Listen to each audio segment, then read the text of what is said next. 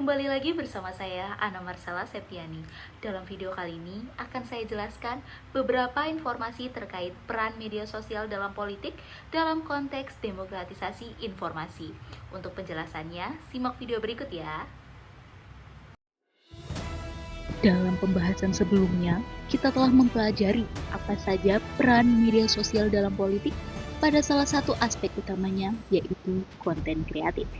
Selanjutnya, kita akan membahas peran media sosial dalam politik pada aspek selanjutnya, yaitu demokratisasi informasi. Dalam konteks demokratisasi informasi, media sosial memainkan peran yang sangat penting, memungkinkan partisipasi yang lebih luas dari masyarakat dalam proses pengambilan keputusan, mengurangi ketimpangan akses informasi, dan mendorong transparansi serta akuntabilitas.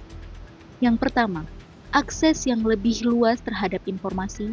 Salah satu dampak yang paling signifikan dari media sosial adalah kemampuannya untuk memperluas akses informasi.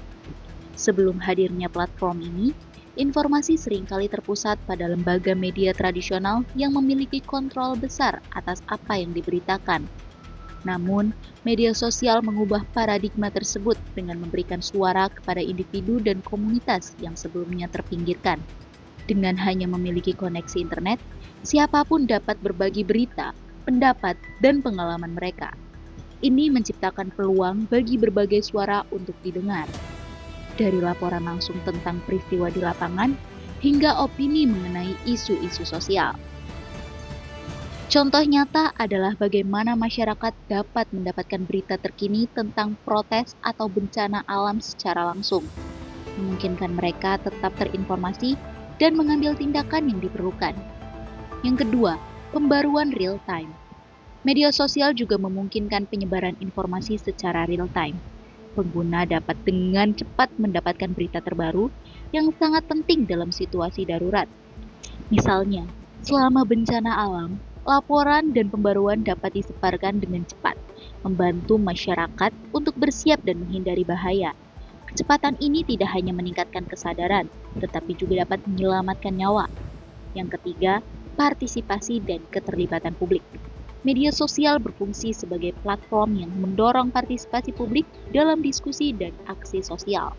Dengan memanfaatkan platform ini, individu tidak hanya menjadi konsumen informasi, tetapi juga produsen dan penyebar ide. Ini memberi komunitas peluang untuk terlibat dengan isu yang mereka pedulikan. Yang keempat, mobilisasi sosial. Kampanye mobilisasi sosial seringkali dimulai di media sosial, di mana orang-orang berkumpul untuk menyuarakan ketidakpuasan mereka terhadap kebijakan atau isu tertentu. Contoh yang mencolok adalah gerakan #BlackLivesMatter yang dimulai di Twitter atau X dan menyebarkan secara global, mengajak orang untuk berpartisipasi dalam protes dan mendukung keadilan sosial. Media sosial memungkinkan kampanye-kampanye ini menjangkau audiens yang lebih luas, mendapat dukungan, dan menciptakan kesadaran akan isu-isu penting. Yang kelima, dialog terbuka. Media sosial juga menciptakan ruang untuk dialog terbuka antara masyarakat dan pemimpin. Dengan adanya platform ini, individu dapat mengajukan pertanyaan, memberikan kritik, dan berinteraksi langsung dengan pejabat publik. Ini menciptakan lingkungan di mana dialog dapat berlangsung secara dua arah, bukan hanya satu arah. Dengan demikian, media sosial dapat meningkatkan keterlibatan publik dan mengurangi jarak antara masyarakat dan mengambil keputusan. Yang keenam, transparansi dan akuntabilitas. Salah satu aspek penting dari demokratisasi informasi adalah kebutuhan akan transparansi dan akuntabilitas. Media sosial berperan sebagai alat untuk mengawasi tindakan pemerintah dan lembaga publik. Ketika informasi dapat diakses dengan mudah, masyarakat memiliki kemampuan untuk menuntut pertanggungjawaban. Yang ketujuh, pengawasan publik. Media sosial memungkinkan publik untuk memantau dan melaporkan tindakan pemerintah. Banyak kasus korupsi dan penyalahgunaan kekuasaan yang terungkap pertama kali melalui platform ini. Sebelum terjadi sorotan media tradisional. Misalnya, Video penyalahgunaan kekuasaan yang dibagikan di media sosial dapat memicu gerakan protes yang lebih besar, memaksa pemerintah untuk bertindak. Kesimpulannya adalah peran media sosial dalam demokratisasi informasi sangat penting dan tidak dapat diabaikan. Dengan memperluas akses informasi, mendorong partisipasi publik, dan meningkatkan transparansi, media sosial telah mengubah cara masyarakat berinteraksi dengan informasi dan satu sama lain. Namun, tantangan seperti penyebaran informasi yang salah dan polarisasi juga muncul yang memerlukan pendekatan bijaksana dalam penggunaannya.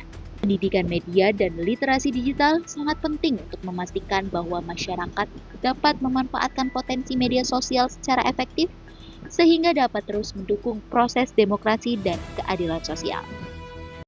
Demikian sekilas pembahasan hari ini. Terima kasih dan sampai jumpa.